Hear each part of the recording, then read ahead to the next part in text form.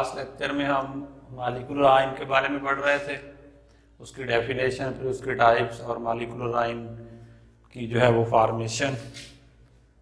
तो आज का जो लेक्चर है उसमें हम मॉलिक्यूलर आयन की आइडेंटिफिकेशन देखेंगे कि हम मॉलिक्यूलर आयन को कैसे आइडेंटिफाई करेंगे, हमें कैसे पता चलेगा कि ये जो आयन है ये मॉलिक्यूलर आयन है या नहीं है। फिर उसके बाद हम उसकी कुछ क्या देखेंगे, एग्जाम्पल देखेंगे। आइडेंटिफिकेशन में हम देखते हैं how we can identify a molecular ion, हम कैसे मॉलिक्यूलर आयन को आइडेंटिफाई कर सकते हैं, उसकी शनाख्त कर सकते हैं। आंसर में हम क्या लिखेंगे, इफ अ मॉलिक्यूल, अगर एक मॉलिक्यूल हैविंग नेट पॉजिटिव और नेगेटिव चार्ज, अगर किसी मॉलिक्यूल पे पॉजिटिव और नेगेटिव चार्ज होगा, then it is called a molecular ion, तब ये क्या कहलाएगा, मॉलिक्यूलर आयन कहलाएगा। अब इसमें हम कुछ एग्जांपल्स देखते हैं। हमारे पास CH4 है, CH4 जिसके ऊपर हमने +1 क्या दे रखा है, चार्ज दे रखा है। अगर हम इस चार्ज को रिमूव कर दें तो इस चार्ज के रिमूव करने से हमारे पास क्या आएगा, CH4 आएगा, जिसको हम क्या बोलते हैं, मीथेन बोलते हैं। By removing charge we get CH4। ये जो पॉजिटिव चार्ज है इसको रिमूव करते हुए हमारे पास CH4 आ जाता है। CH4 जो है वो क्या है, एक मॉलिक्यूल है, इट इज अ मॉलिक्यूल।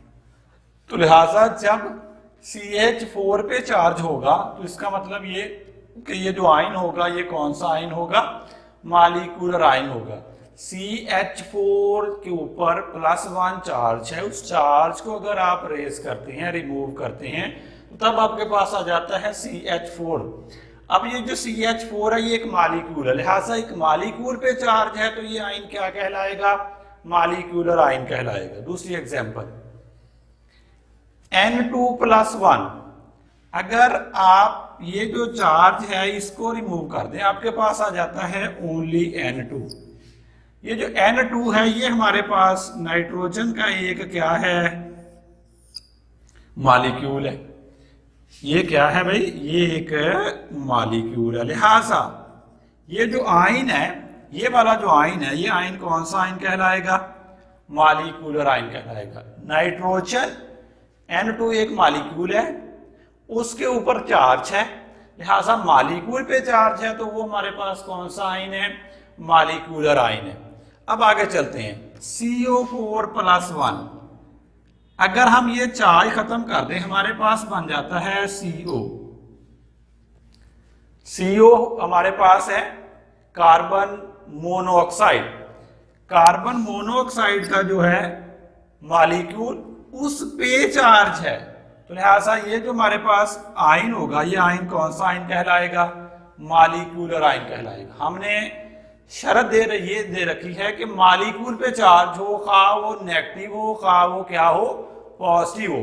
तो हम जब ये कार्बन मोनोऑक्साइड के ऊपर जो +1 का चार्ज है इसको रेज करेंगे तो आ जाएगा CO। CO एक मॉलिक्यूल है कार्बन मोनोऑक्साइड का, लिहाजा ये हमारे पास ये वाला जो आयन है ये कौन सा आयन कहलाएगा, मॉलिक्यूलर आयन कहलाएगा। अब हम आगे चलते हैं, NH4। अब दिखने में तो यहाँ पे काफी ज्यादा हमारे पास एटम है, लेकिन NH4+1 जो हमारे पास ये वाला है, इसका ये जो चार्ज है ये खत्म कर दे, बच जाता है NH4। NH4 कोई मॉलिक्यूल है नहीं है। NH3 तो मॉलिक्यूल है, अमोनिया। NH3 हमारे पास क्या है, मॉलिक्यूल है। अगर उस पे कोई चार्ज हो तो वो मॉलिक्यूलर आयन कहला सकता है। अब NH4 तो हकीकत में कोई मॉलिक्यूल नहीं है, इसका मतलब NH4 पे जब चार्ज आएगा तो वो जो हमारे पास स्पीशीज होगी वो भी मॉलिक्यूलर आयन नहीं होगी। बात क्लियर हो रही है, MCQs में पूछ लेता है CH4+1 CO4, इस तरह का हमारे पास साथ उसने क्या दे रखा है, NH4 दे रखा है, उसके ऊपर +1 चार्ज है, साथ उसने फॉर एग्जांपल SO4- दे रखा है। उनमें जो CH4+1 है ना वो हमारे पास क्या है, मॉलिक्यूल। बात करने का मकसद ये है कि हमारे पास 4 अगर एग्जाम्पल दे रखी हैं तो हमने चारों में से चार्ज को रिमूव करके देखना है।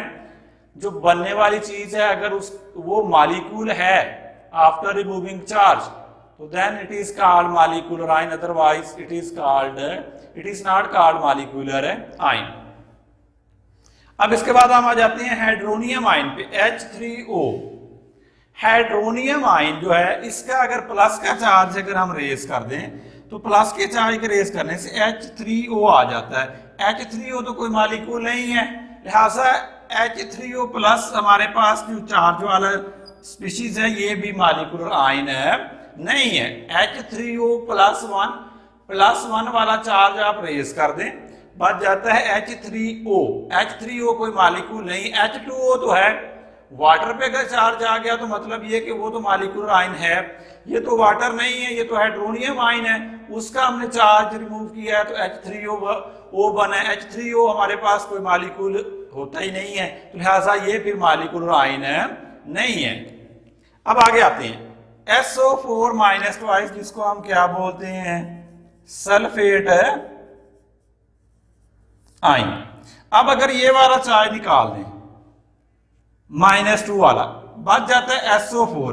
SO4 तो कोई मॉलिक्यूल ही नहीं है, तो लिहाजा SO4 माइनस ट्वाइस जो है ये मॉलिक्यूलर आयन है नहीं है। SO3 मॉलिक्यूल होता है, SO2 मॉलिक्यूल होता है, अगर उन पे चार्ज होता तो वो हमारे पास मॉलिक्यूलर आयन होते। ये तो SO4 है, SO4 के ऊपर तो हमारे पास ये जो -2 का चार्ज है उसको अगर हम रिमूव करेंगे SO4 अकेला रह जाएगा। SO4 कोई मॉलिक्यूल नहीं है, तो लिहाजा ये मॉलिक्यूलर आयन भी नहीं होगा। अब आगे हम आते हैं CO थ्राइस माइनस ट्वाइस, को हम कार्बोनेट आयन बोलते हैं। ये क्या कहलाता है,